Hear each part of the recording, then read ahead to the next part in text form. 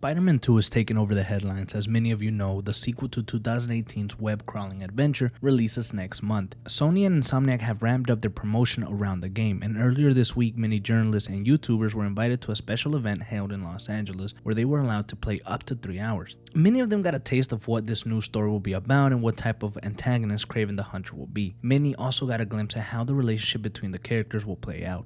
You have Peter, Miles, MJ, and Harry. All of those friendships will have to evolve in a positive way or a negative one. Plus, you are dealing with two Spider-Mans and everything that comes with it for two separate characters. This could absolutely bring more of an emotional punch if done correctly. On a personal note, I think that it will be the best Spider-Man game ever. Now, of course, when you create a game like this with a storied history, you want to do the best you can to create an original and enjoyable tale. Of course, Insomniac did that with their 2018 Spider-Man game. It's so good that it can be compared to the great Arkham series with Batman, and we know that they laid the groundwork, but Insomniac used that to create an extraordinary game. Besides the fact that it was fluid, fun, and the swinging was the best in any Spider-Man game, period, they also created an original story that packed many surprises as well as an emotional punch. Insomniac made you feel like Spider-Man, and you enjoyed the good that came with it as well as the very bad. Now they look to do that again with the release of their sequel. I've noticed these gaming studios always want to go bigger and better and riskier, and I hope that the story in Spider-Man 2 is just as good or better than its predecessor. I say this as an average gamer because that's what I am, and a huge fan of Spider-Man. I grew up on Tobey's Spider-Man and the masterpieces that Sam Raimi delivered. I appreciate all Spider-Man afterwards, and I've learned to love and accept different stories regarding the character. With all that being said, I have to think about God of War Ragnarok. I'm not saying that it was a bad game. I absolutely love Kratos, and the God of War series is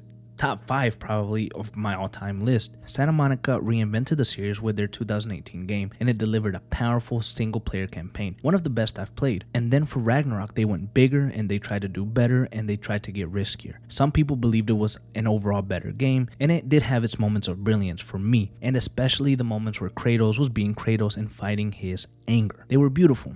It was a marvelous game. Yet I missed something about the 2018 game. The simplicity and the focus of it was not there anymore. And that's honestly a small fear that I have regarding this particular sequel. I don't doubt Insomniac. I mean, who am I? Not only do they have a proven track record, they are a fantastic studio, and I think they know what they are doing. But like we've seen in the past, in a very recent past, it only takes one single screw up to go from a beloved studio to a controversial one, or even a hated one. Now, a lot of these thoughts that I'm having are due to the size of the game. It has added different areas to the map and made it twice as big. That's amazing news. I love that. They also added 65 suits, which is ridiculously awesome. Yet I know I'm rocking Tobey's symbiote suit for the whole game, and even the original if they add it again. That's the go-to, but that's besides the point. All of that seems great, but you know where I get scared? Where I have my doubts? Playing as two Spider-Man. Playing as Peter and Miles. Full disclosure, I'm simple. I love Bruce Wayne as Batman. I love Peter Parker as Spider-Man. I love the original version of the characters, and I don't really like change.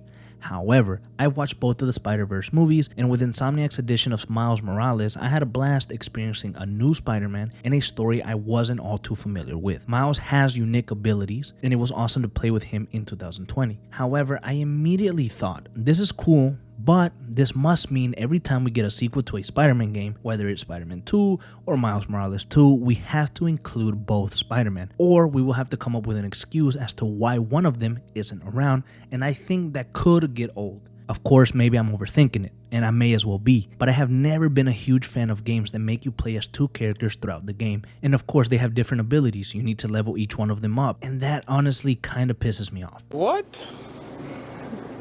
Bro, what are you talking about, man? And according to Insomnia, you can choose which Spider-Man you want to play as, and that's great. But they say that there are moments where you'll be forced to play as one or the other. Cool, I get that. But what if I decide to play as Peter for the entire game and level him up? And I don't really play as Miles, but when they force me to play as Miles, he's not as advanced or he's weaker than Peter because I haven't really played with him. I don't know, you see where I kind of come up with some conflict in my own head? I hope you guys kind of understand what I'm trying to get at. Now, I could be wrong. Hell, more than likely I am. But I'm scared, and I feel like I've had somewhat bad experiences when it comes to dual protagonists. I really hope this game's great, and the story is awesome. Now, I'm not putting ridiculous expectations on this game. I'm not even hard to please. Anything will do. I'm looking forward to a game that I'm just gonna have fun with, and I can't wait to experience it. And to be honest, I'm sure you'll forget everything I said when you're swinging around as Peter and Miles kicking ass all over New York. And I'll tell you a secret. more than likely, I'll forget as well, because I'm going to be having so much fun playing Spider-Man 2. Now, Spider-Man 2 releases on October 20th of this year. It's right around the corner. What are your expectations for this game?